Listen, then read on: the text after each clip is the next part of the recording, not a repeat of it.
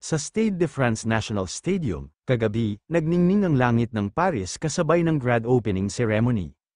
Sa loob ng 16 na araw ng kompetisyon, magaganap ang isang race para manalo ng gold medal sa 21 games. Ang bawat isa sa 32 bansa ay nagpadala ng 7 tao na bumubuo ng lahat ng kanilang sariling reputasyon sa Satisfy. Sa kabuuan, 224 na manlalaro ang maglalaro. Ang first game ay Hit the Target. Ang lugar kung saan kukumpletuhin ng bawat bansa ang ginto ay ang abandonadong isla. Ito ay sa Tira Island, ang bastos naman ng islang ito tira talaga. Bawat target ay may diameter na 5 cm, bawat isa ay nagbibigay ng 1 puntos. Mananalo ang bansang unang umabot sa 400, isa pang paraan ay i-target ang mga manlalaro at pag-log outan sila. Sa gitna ng kaguluhang ito, kung saan pinagsama ang pag-atake, pagtatanggol, at pagtama sa target, skyrocketing ang mga score ng mga nangungunang bansa. Subalit, nagtataka at gulat na gulat sila at sinasabi nila na ano. Kahanga-hanga ang kanyang bilis, sinasabi ng isa na harangan nila ito. Kung wala silang gagawin, mabilis nilang makukuha ang 400 points at ang record speed. Ang dahilan ng kasalukuyang gulo sa Tira Island, ay isang team na hindi na kailangan i-question. Ito ang South Korea, ang player na si Grid, na naging pangunahing laman ng lahat ng pahayagan dahil sa kanyang provocation, ay nagdudulot ng kaguluhan sa first game.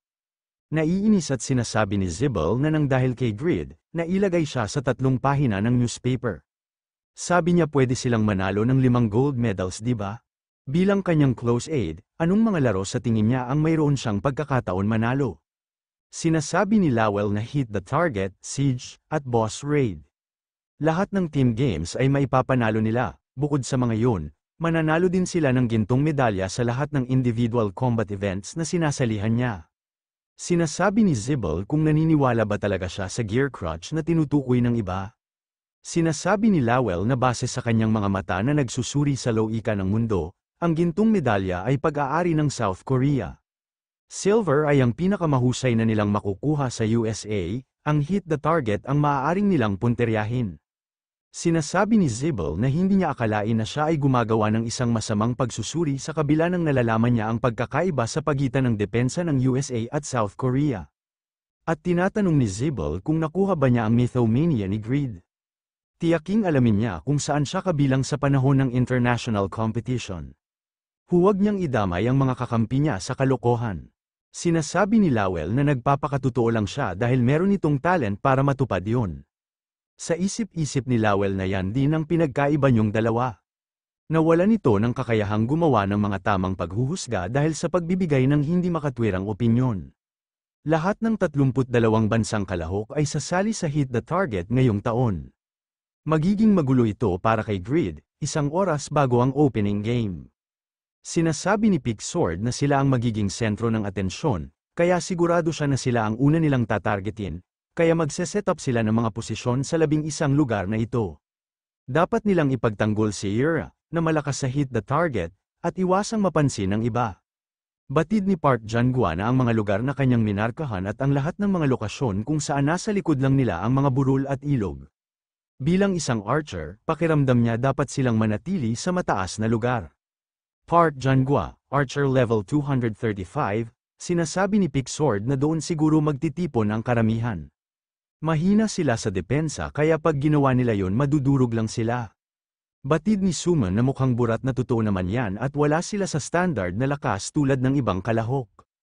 Kaya gawin nila yan, Suman, Magician Level 220, Jinhee, Taylor Level 191. Kyunghon, Tanker Level 223, sumang-ayon naman dito si Park Jang-gwa at sinasabi nito na pagkatapos kukunin nila ng palihim ang B-area, at si Jinhee ang magde-deploy ng depensa. May nagsalita at sinasabi nito na teka lang, ito pala si Grid at sinasabi nito na picnic ba ang gagawin nila doon. At kung ganito ang gagawin nila, walang pagkakataon na makakuha sila ng gold medal. Kalimutan niya na yan, bilisan na lang nila sa simula. Sinasabi ni Park Jang-gwa na ang karaniwang level ng kanilang bansa ay mas mababa kaysa sa iba. Iminumungkahi niya ba na ma-wipe out sila sa simula pa lang? Sumunod na lang siya sa pinag-usapan. Sinasabi ni Grid kung ano ang tinutukoy niya na ma-wipeout lang sila. Ganun ba kababa ang tingin niya sa kanya? Mas malakas siya sa inaakala niya. Tinatanong ni Grid kay Pixord kung anong posisyon ang kanyang tinutukoy habang ginagawa ang planong ito. Sinasabi ni Pixord na ito ay isang third at kung isa sa alang-alang ang depensa ng kanilang koponan, iyon ay magiging isang hindi kapani-paniwalang resulta. Sinasabi ni Grid na pang third lang, ilabas nila lahat. Si Yura ang maghihit ng mga target at ang iba naman ay pro-protektahan siya. Sinasabi ni Pixord na pero, masyadong reckless yun. Ito ay tulad ng pagmamarka sa isang mapa para sa mga kalaban. Sinasabi ni Grid na aalisin niya ang lahat ng mga langaw. Kaya ibigay nila ang lahat ng kanilang makakaya, ang reward para sa gold medal ay ang adamantium. Ang mga bastos na yan, masipag silang naghintay sa kanila. Ang lakas ng loob nila na subukan manguna, ang South Korea. Harangan muna nila ang South Korea, tinatanong ni Zebel kay Lowell kung naiintindihan niya na ba ito. Tingnan niya kung gaano katanga ang kanyang lord na parang baboy. Hindi sila may iwan, Lowell, sumunod siya sa kanya, sinasabi ni Lowell na hindi ganong yon. Gagawin ito ng ibang team para sa kanilang, mag-focus na lang sila sa target hunting. Hindi pa gumagalaw ang ibang malalakas na team, tulad ng English, kaya malamang ganito din ang iniisip nila. Malamang iniisip nila na hayaan na lang ang Korea sa mga hunting dogs. Parang 11 na bansa ang humahabol kay Mr. Grid, nasa unahan ang Turkey at ang France. Malapit na nilang ma-realize na ang kanilang hinahabol ay hindi isang matandang aso, kundi isang leon. Mukhang ito ay 77 versus 7 na labanan, isang malaking bilang ito para maging sapat, para ma-excite ang isang alpha, maraming pasugad kay Grid at naghahanda na para umatake si Grid, mayabang at sinasabi ni Bubat na parang burat na kailangan niya pa bang ipaalala sa kanya na ang kanyang pinsala sa PvP ay nahati sa kalahati, ang kanyang AoE ranged attack na Transcended Link ay basura ngayon. Ginamit ni Grid ang Linked Kill Wave, nagsagawa ng 3 sword dances ng sabay-sabay. Nagpapatawag ng 8 sunod-sunod na pag-atake ng kill na nagdudulot ng 1,500% na lakas ng pag-atake, ang paghabol sa lahat ng bagay sa loob ng 2 metro radius, ang target na hit ay mababawasan ng 50% ng lahat ng bilis, mana cost, 2,000. Cooldown time, 20 minuto, sinasabi ng mga abnoy na ano ang nangyayari at napapatanong sila kung bakit sila hinahabol nito. Sa isip-isip ni Bubat na hindi ito isang transcended link. Maraming lumabas na mga notification na nakaranas ka ng 31,300 pinsala. Ikaw ay namatay, nakaranas ka ng 34,100 pinsala, ikaw ay namatay. Nakaranas ka ng 36,600 pinsala, ikaw ay namatay, gamit ang frame shield.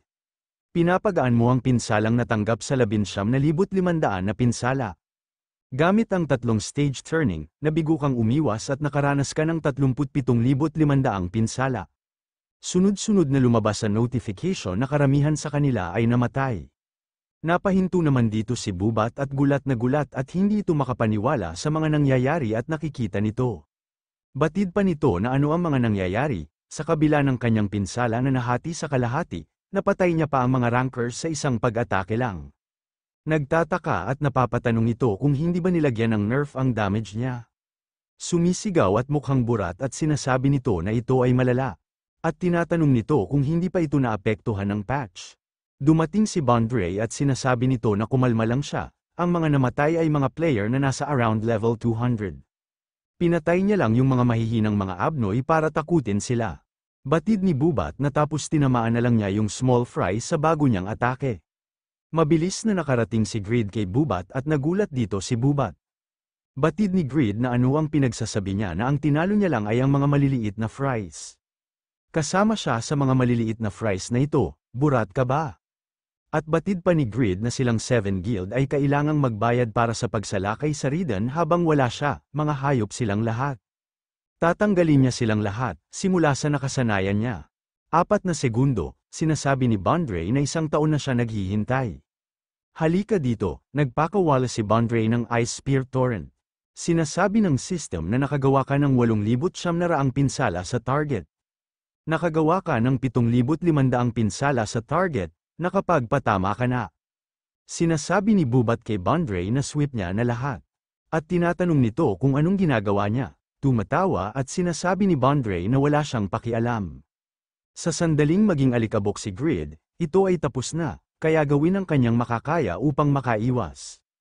Sinasabi ng system na resisted ng target ang magic mo. 3,100 ang pinsala mo sa target, nakagawa ka ng 3,160 pinsala sa target. Resisted ng target ang iyong magic, resisted ng target ang iyong magic. Sumisigaw at sinasabi nila na naka-magic resistant si Grid. Sinasabi ni Grid na 4 na segundo lang ito, Prinsesa Elsa, at kumanta ka na lang ng Let It Go.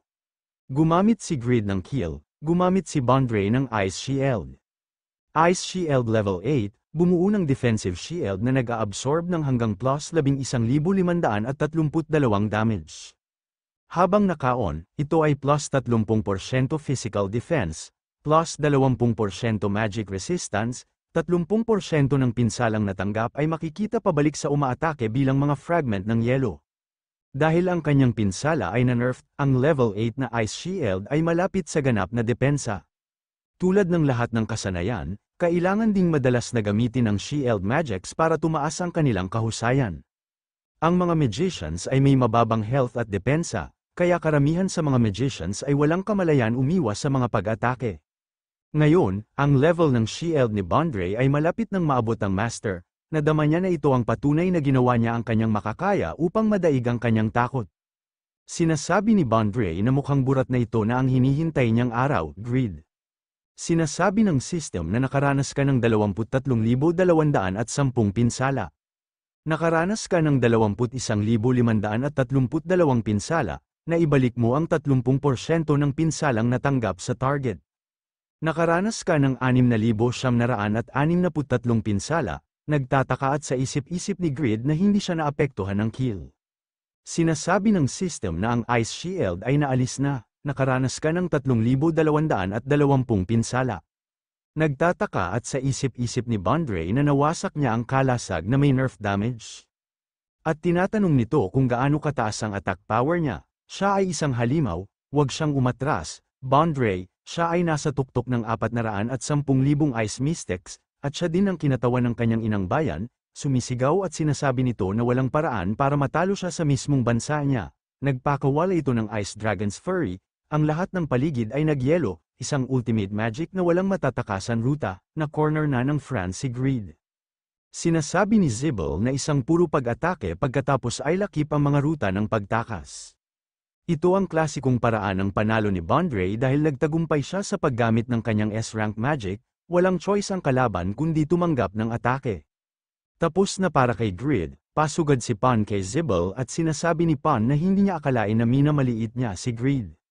Nananaginip ba siya habang nasa loob ng capsule? Pon, Spain representative, 10th in the unified rankings.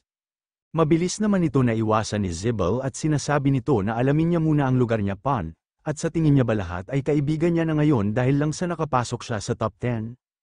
Hindi na mamalayan ni Zibble na nataman na siya ni Pon. Tumatawa at sinasabi ni Pon na balik agad sa kanya. At tinatanong nito kung bakit sa tingin niya ba na espesyal siya. Nagtataka at sa isip-isip ni Zibble na mayroong higit sa 20 level ang pagkakaiba sa pagitan nilang dalawa at hindi lamang yun, ngunit gumamit din siya ng mga elixir at nakakuha ng mas mahusay na kagamitan sa depensa. At higit pa doon, isang basic attack lang ang ginamit niya, pero nakaramdam na siya ng sobrang sakit. Napansin naman agad nito ni Lowell at hindi ito nagdalawang isip na atakehin si Pon. Napansin naman ito ni Pon at napapamura naman ito kay Lowell. Sinasabi ni Lowell na ang kanyang hindi napapanahong common sense ay hindi magagamit sa USA. Ayusin niya muna ang mindset niya Mr. Zibble, sa nakaraang taon malaki ang pagbabago sa mga miyembro ng Overgeared. At ang isa na lumampas sa nakaraang taon, sinasabi ng system na nagyelo ang iyong katawan dahil sa matinding lamig. Ang iyong bilis ay nabawasan ng 20%, you have resisted. Ito ay si Mr. Grid, siya ang nag-iisang lumampas sa nakaraang taon. Nag-counter-attack si Grid at ginamit nito ang revolve. Sa isip-isip ni Bondray na hindi niya akalain na mangyayari ito sa kanya. At hindi niya akalain na ibabalik niya sa kanya ang kanyang Ice Pillar. At hindi niya akalain na magka-counter-attack siya. Isa itong kalokohan, dapat makakapag-counter-attack lang siya sa parehong type. Pero gumamit siya ng physical counter-attack laban sa magic. Ito ay hindi lamang ang kasanayan, ang pinaka-nakakagulat ay ang kanyang timing. Ang kanyang counter-attack ay nasa perfect timing, ito ay walang duda. Teritoryo ng isang expert, ang kanyang mga steps, kung paano niya swing ang kanyang mga braso, lahat ng kanyang mga galaw ay magaspang. Ang tagumpay na nakuha niya noong isang taon ay produkto ng swerte. Hindi dahil ibinaba niya ang kanyang guard, hindi dahil malakas siya. Siya ang may kasalanan para makagawa ng hakbang pasulong. Pagkatapos ng isang taong paghahanda, at pag-brainwash ng sarili niya. Sa wakas, makikita niya na kung ano talaga siya. Malamang na nangangahulugan ito na mas nagsumikap ka kaysa sa kanya noong nakaraang taon. Hindi ka panipaniwalang malakas siya, sumisigaw ang kasama ni Bondre at sinasabi nito na sasali din sila. Hindi sumang-ayon dito si Bondre at sinasabi nito na sumusuko na siya. Hindi nila matatalo si Greed kung hindi nila isasakripisyo ang lahat. Sinasabi ni Greed na hindi niya akalain na sasuko siya, at nagpapasalamat siya dito dahil pinasimple niya ang mga bagay para sa kanya. Ipapadala niya siya, kasama ang kanyang koponan, sa Timbuktu. Sisiguraduhin niya na makakapagpahinga siya doon. Sinasabi ni Bondre na huwag siyang maangas, hindi niya hahayaang abutin sila ng espada niya. Ito ang international competition, huwag niyang kalimutan yan. Siya ang natalo, hindi ang France. Ngunit, dapat siyang makaganti sa pagpapakita niya sa kanya ng kahinaan niya. Hindi niya kaya itong matalo, pero kaya niya itong pabagalin. Nagpapasalamat si Bondre dahil sa pagkakataong binigay niya sa kanya.